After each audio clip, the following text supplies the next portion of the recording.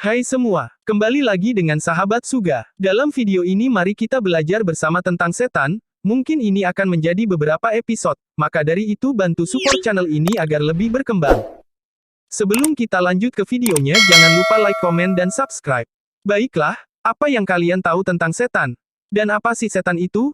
Mari kita ulas bersama. Makna setan. Apakah kalian tahu dari apa itu makna setan? Menurut bahasa, setan berarti sesuatu yang buruk, durhaka, jahat dan sifat-sifat tercela lainnya. Dalam bahasa Arab, sebutan setan diberikan kepada setiap sesuatu yang congkak dan membangkang. Lalu, sebutan ini diberikan secara khusus kepada makhluk ini karena kesombongan dan pembangkangannya kepada Allah. Setan disebut juga dengan Toghut, sebagaimana yang telah ditegaskan oleh Allah di dalam firman-Nya yang artinya sebagai berikut. Orang-orang yang beriman berperang di jalan Allah, sedangkan orang-orang lain berperang di jalan Toghut. Sebab itu perangilah kawan-kawan setan itu, karena sesungguhnya tipu daya setan itu adalah lemah. Al-Quran Surah An-Nisa, 76. Bahkan orang-orang Arab zaman dahulu menyebut sifat manusia yang buruk, durhaka, pengkhianat dan keras kepala dengan lafal setan, termasuk pula di dalamnya bangsa jin. Sebagaimana yang telah diisyaratkan dalam firman Allah, yang artinya sebagai berikut. Dan demikianlah kami jadikan bagi tiap-tiap nabi itu musuh, yaitu setan-setan dari jenis manusia dan dari jenis jin. Sebagian mereka membisikkan kepada sebagian yang lain perkataan-perkataan yang indah-indah untuk menipu manusia. Jikalau Tuhanmu menghendaki, niscaya mereka tidak mengerjakannya, maka tinggallah mereka dan apa yang mereka ada-adakan. Al-Quran Surah Al-An'am, 112. Berdasarkan firman Allah tersebut di atas maka jelaslah bahwa setan itu bisa berupa jin, berupa manusia, atau berupa binatang yang jahat, sehingga manusia yang selalu menghalang-halangi kebenaran, dimasukkan dalam golongan ini.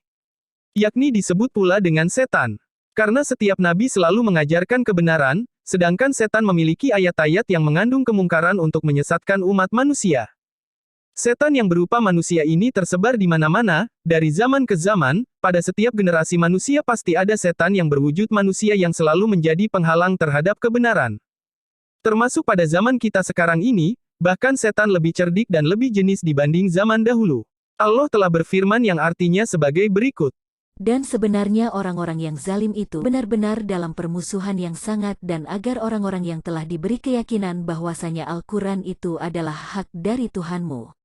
Lalu mereka percaya dan tunduk pada hati mereka dan sesungguhnya Allah adalah pemberi petunjuk bagi orang-orang yang beriman kepada jalan yang lurus. Quran Surah Al-Hajj, 52-54. Dan kami tidak mengutus sebelum kamu seorang rasul pun dan tidak pula seorang nabi, melainkan apabila ia mempunyai sesuatu keinginan, setan pun memasukkan godaan-godaan terhadap keinginan itu. Allah menghilangkan apa yang dimasukkan oleh setan itu. Dan Allah menguatkan ayat-ayatnya. Dan Allah Maha Mengetahui dan Maha Bijaksana, agar menjadikan apa yang dimasukkan oleh setan itu, sebagai cobaan bagi orang-orang yang di dalam hatinya ada penyakit dan kasar hatinya. Berdasarkan firman Allah di atas maka jelaslah bahwa para rasul itu selalu berusaha untuk memberi peringatan dan membawa umat manusia kepada jalan yang lurus. Namun usaha mereka selalu dihalang-halangi oleh sebagian manusia yang ingin menjerumuskan manusia lain ke jurang kesesatan.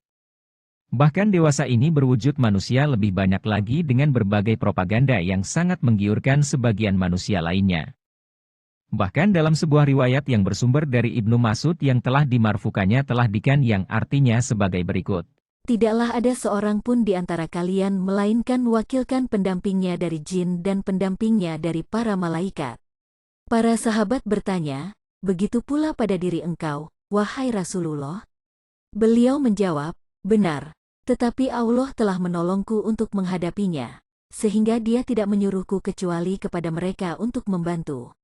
Dengan demikian kita harus selalu waspada karena hidup kita tidak pernah sepi dari setan, baik yang berupa jin, binatang, dan manusia hingga saatnya hari kiamat tiba.